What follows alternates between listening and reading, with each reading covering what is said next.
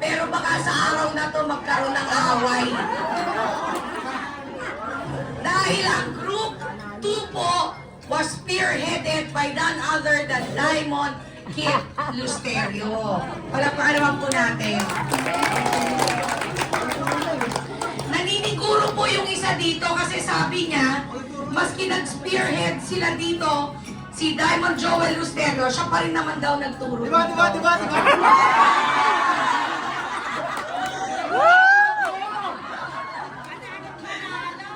to? Kasi panalo siya maski anong mangyari eh. Ibigyan nila ako. Daddy!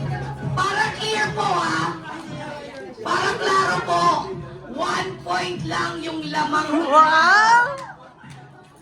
Okay, ito to. 1 point lang ang lamang na nanalo. 1 point, 1 point.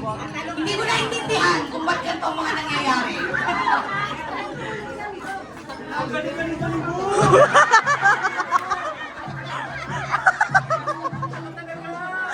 Tito Raj!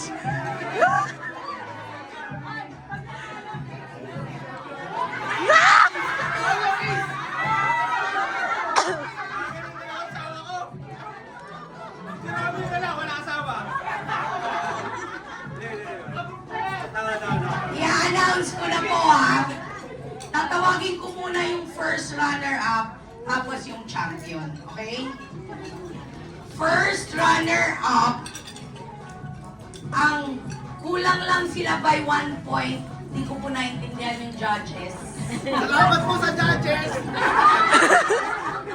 Ang first runner-up po ay group number 3. Ang champion po natin!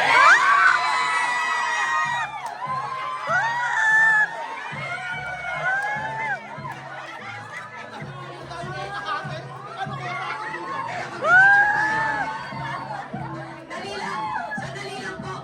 Pwede picturean din natin sila.